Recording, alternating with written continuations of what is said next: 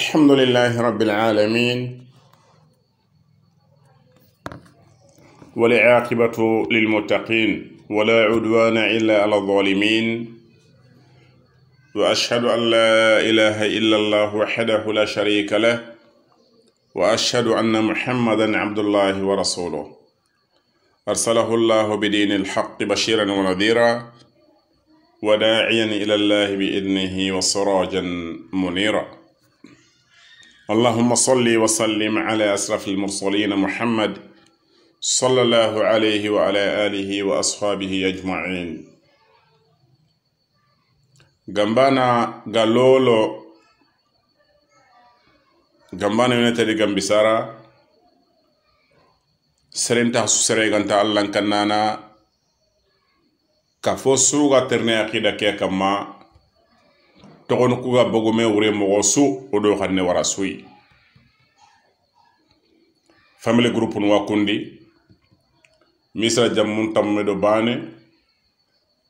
mominin chuam bana ayagani baku isano debe ndasima togo kiga dingrasu aga golni akida ke kama da sukuni togon kuga na bogome wure hammini kuni bane ayani yoga sare kebe de yoga tunanta manya alla do ku kuntangai manin to kutube no ga to bakadi kamo oda video depine yogo wari najo mfajo ndasimma keke magason kankanne ne kay kanga na diga me ke wure famo ga kebe kitara ni makome mpaba kome iga jange kesuna do kay I kortende kesuna do kay isondo mokunan chewde bokudi asuna do kay kega makoni su de boku karantonya ni sondo molle xintonya ni kiyani kun allahin konnenga allah gati ala bi dhikrillahi tatma'innal qulub tongu Allah fin konnen na sondo menya taxundi ni sonen ken kallen pe Allah fin konnen da kenni sondo mu ngordiniya sonen ken kalle kulara burbatano kundu ala bi dhikrillahi tatma'innul qulub sondo muku Allah fin konne tongu ana sondo mu nyaten kundini kalara batano pede iku Allah fin konnen na gajange nyagirdini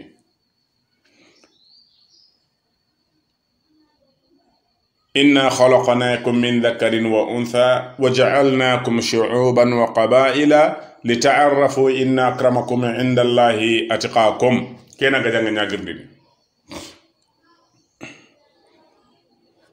يا أيها الناس اتقوا ربكم الذي خلقكم من نفس واحدة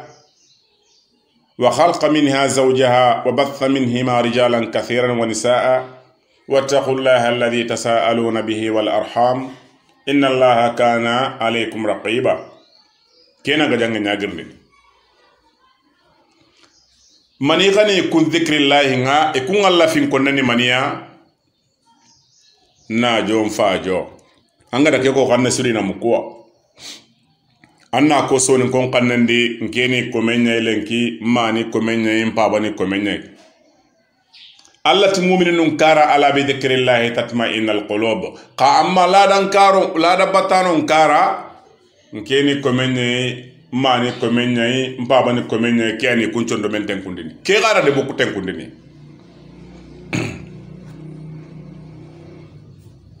oganati dinan talada batano maka dina be iganyai ida wari soronya maka salleke kaga tumo be nan tim muslimen do mu'mini difference ngina ka muslimahu hollaqi qore nyani aro yekelinge qawa amma mu'minahu hollaqene aliqin tanyani aro en kote kene alla gada lahidu mutu mu'minun dangani agada islaminun kun to kundu qad aflaha almu'minun serega nanya mu'mini nyai mu'mina kunya gane gada sondo mempaga ko kirsu benu ga taagunu sen ko gumu benu ga taagunu qalbu nga sotne jibanga serenta sere force ne tan nandu gere ke diga me akiega ma ko niran tagan kene ode ma ko nakada ngani ojondi nanti kukundu igati ni qarodi na memugo otori menyi meni kenyai mission bega gambana maga ayene tenkuye kanuye nyokolle mahu arono ku kahono di kammo kakado serebe nuga me kadi famude akado kubeno ga me kundu kadi famude anda wari gajange kega joppe tanni iti wawurnu katta dina kena nyangi gallenga iti wawurnu katta qur'ana kena nyangi hajunga ni hajunu kujara aranta gemme oda ko interview ndi dalla honne nanti qur'ana kete serebane khallay debe khallehe qabila khallehe gajange kew cenga lato agado kubenu game khadi tukonuni aga wasaqay nanti dina kebe misidin challe kebe gan qoti ma kundu ngari mema gani kenga he sonin karagaro kubenu hayme kundu kuyo gonu hari kammenga ne bakka bolinya daga na misidin dia kiyega tewote okuda kana misidin dia agado kubenu game kundu yego non takempere na sun kaso ke bare somo bal shittu suwal ina somo noa kaso subito siki yego na somo noa ngari mema ganyani gella gane har maram menga alla bata alla mbatte kega londi nam pinne na nyamu mini nyai ken yanke nga hinna kundu anga batebe onan tirni nani me khana du korosi batebe ma ho waranken kane agantana khairun qanam baneda batebe ma ho waranken kane agata butran qotahu batebe ma ho warankane aganta garendo jambaye bate ma ho warankane aganta na nyugo wande dambundi nan ka wanda benye onan tirnden na ko bata bate ki kala manisrong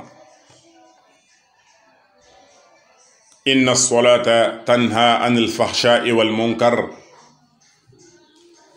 sallu hosiru salle raganto sere gananya salla nay salle kenan qawana ke da bari salle ke tanon ni ke gele dunadi kandi gana gemno sundan na salle batanya walli tengenga kamumina okeno ronta kengalla de amari sere gana bogu video ndi angana hayta bane annanya ko kutrin kana na nyilla hayri minga kebe mukoy gatini almami ma de gume mayani ke ma hetike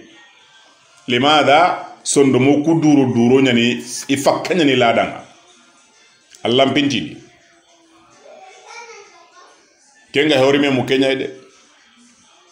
oti kemme mu kiaran tadaga na ken kanu yeran tadaga na anga kebe tunga toga manya kolle ma nyariti an kisma gadi sagon kitagara kita kebe ada dutti ndo huwa yada sankondi kenga aken karata aken dagaranga aken tereta aken da terne o suwatu kembre nanti iga hobe qilli hallanke kome iga sigi qado howana be na aken to ago mure nyai kenga e hakla sirgu mu khadi de kiya sababun cigi sonin kara yigarani hari diga men konno isere qore mana serenya kita serebe ga diga men kinya ni jamanga aken kallu ko gana ngar nyango kebe ga kinya ni jamanga anagi allo diga mu kuyi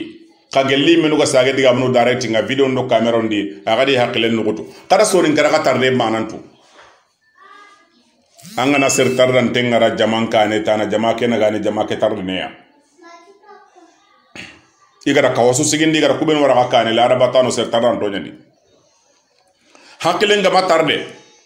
haklenga mamoti oga ko takebe di lenki serenga trilo soronga janga do koma hunyai ser taran de madangari dunadi kenga he soronga hobe simma dunal lenki kembe de koma ho gibare lenki kempeti nan pasanga lenki de kempeti nan tono ka honchi gindi kanin ke bane batu seran takita dunadi lenki anga goto nga karo kara kando serega ne gajanga tuade akana sonin kon tuade ku soron tan ni misini kenga he digame ke ho de penya ni maga hube gan kawana ke digame kari ama jare mon sakunda ama jare police ama jare supreme islamic council aga jamane sui i menuna ke digame karnia oti gana ta gulla an charanga yerro kiyembil laga kenne tora suga de be ke di menura wakat ni kay tarungene manigani sondo mukuno gom pakkanya ni butran kota gondo kafra hunga ado hilla kape iranta hinnene gelli ganni kawa kusoro munda kadi batu kuntaka munda de ho ga sigi gelli ganni isoro kene ga tikadangani kulada battano ibre ke mare ke ha mogo iga sere marna mogo be alla da ke baklen kiniya de iga sigi no hana hana be kam man no hilli masiko ayani khamma khara hillandi khamma gatere sikandi aga nyaawunya kana maga meyari ke gajange be hawdo kuna ga kundu gajange ke gille do sana ha aga na debe do debe na ha debe do debe ko mon pido hallan kampinta di ganci nga tuwana sudu jamane kedi anga sere gore sudu jamane kedi igiridi to hullondi ni heron chagundi kenga jange kalla kambo limada aga kubeno durun na gaigana kunyari ni gilli horo nyai qaidrisa kurubali ken ko tawda wojo go terinka adalla honne ati wallahi billahi ati hinna denga gambano soronga gai mena ka hokedi atongono sonin konga da ka ho suta wondi dunadi keri suga ken ka hori daga kun chagara na ga sembendi ko ngana munda na tiga huncentihi anga nugun kotun to kusagarna mo be ni sembendi boyre anga ni tihi tabaka ko ma wonni kenya yikum maka sogode be gana kai serebe gana dutte wunna uto anga na tihi tabaka aga na ille baka ga dan taho sarna kame halle kyani gadi du tanga kai daga tipi intagaro no isogode seren qadi toranga nugu su dunadi ina ka hutunu na ka wara ken karai tora nyeke kage ina ka walla ken karai higa na ka kita serenti de hube ga hinnene sino na ka tirigi iga ka katta iga ka kompon pankana iga ka tenu mutaga maka iga jin kutuna kai iga hari killi yogo kutuna kai sere su kori bakka e kun kara kede ga tinu ga kebe nyana kusore kundo amanya hinne indira gantano kendi gara simma kundo konun ta gode boy kundu agada simma gado konun ka hini kundu agadi yogo non pinna kesi banenga agadi yogo non pinna hini yogo ko ni me kudde bodi ngoton tameya de kay ta hasumeyde o gana tingoton tameya amma ga sere toro de ona do sere suga de angam mare ke de ngati hakle be ko to me ke de kay so mbana de Farauna gani kebe nyana soronga del autad na soron tonto kuga na ya ren kita sere ya ren ganti ngana gambana irawan tontono de irawa honya na kebe gam koto kenga isalle kedi sume kebe nga grande tay nan tika banai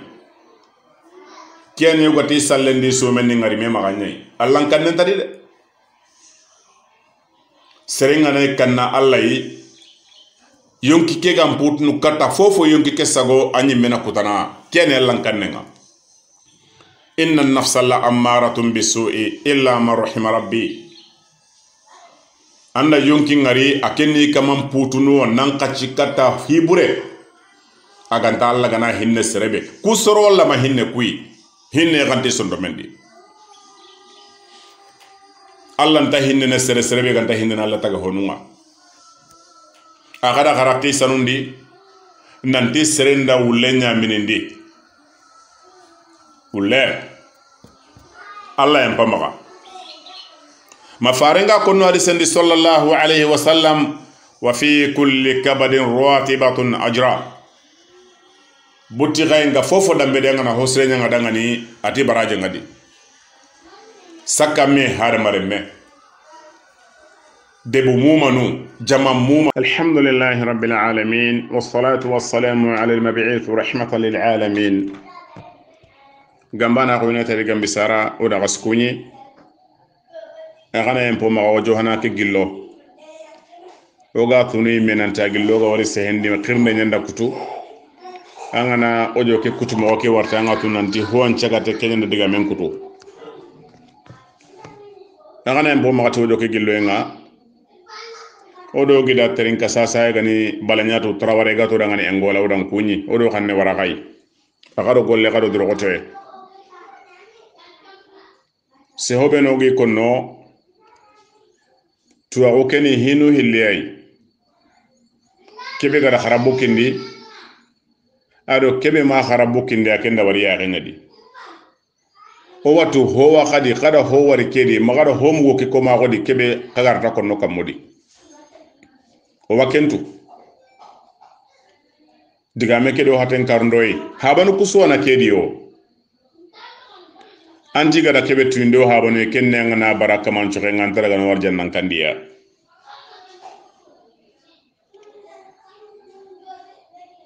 kiano gati kada ngani soroko ko buten ko tanyani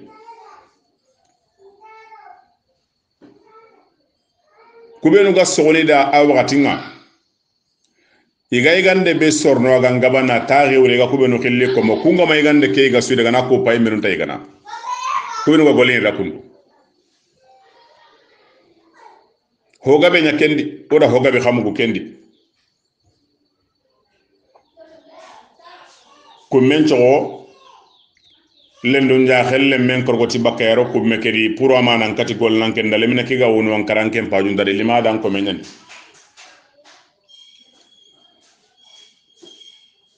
oda mugo khirsunga nanti yogo ken ko mo yagara ga kebe khille ko mo yagare agane daga na gunnendi abakata banganye nanti on daga dome anu gunta ore agari ni ko tayi agadi khanne ngarai he ita haga sare ade hay jalanya da sare lenki so ekundu ata kenna da sare maga sami tenga ati maga sami tenga na kenda sare nye gai maga sami tenga o makuwarde odi mugwa kubenu gadi ko gai ndagare konoda agana lingoda imyoni tirni ni kamanu to konoda kaga na kute ku hay hi haram paru nyai hi ngar nyangu ku wanu ngani kisuku darure na kun konoda intaru ngene khamani khani kawa hinga nan ko to kuguda ke golle sui golle kebe kugara nyakundu aga nyakube no kiyendi allati tilka ummatun qad khalat laha ma kasabat wa lakum ma kasabatum kunni jamaa'i dangi igara kebe golli gallenni kenyai o gaga kebe golli lenki o gallenni kenyai kawa fikena minna lenki kube nu ganyi ikismanu ga kunya na soronga toro ndendo sagonya nyen kama kunya kismarundire mum pay galsun ko pami har kumbane nantina kun kismaru toro ini gata de bundi ina ga khirinan to suwambana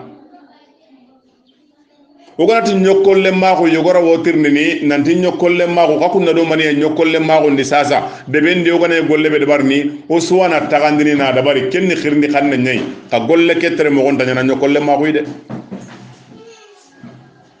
oran tammu ngodo banjakate sababu nga gambisara na kitembo gambisara gollendi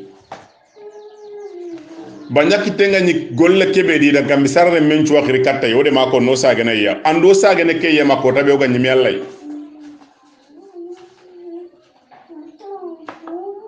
gamisara ne menchu akhiri kata ke golle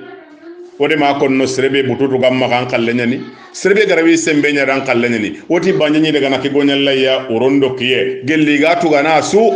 ada makinyo ko gamanya tugana agamanya ngi sago ngakota be to dakata yiga dakata golle kebe di ke to gada famu keni debe nya golle ngaba ma khabila nya golle ni kay gella ganani debe ke so golle ga nin kedan ke nganyar dan kellante ngi katana bakka ken golle di iga katana ka ima ko ime de kabila bane kian ton tammun daire o mala ho ganga lere kada abada anya kundun kai kunyam pinno khelli to so nyara kunde budi bala khado golle akhado drogote wadu nga kasuda ngani akhana duwa wada ngani loyem paga no magatanu hililenki bala anya ndorondi oda wojo hillande kiatrin ko makinyan cikandinga hina. Assalamu alaikum warahmatullahi wabarakatuh.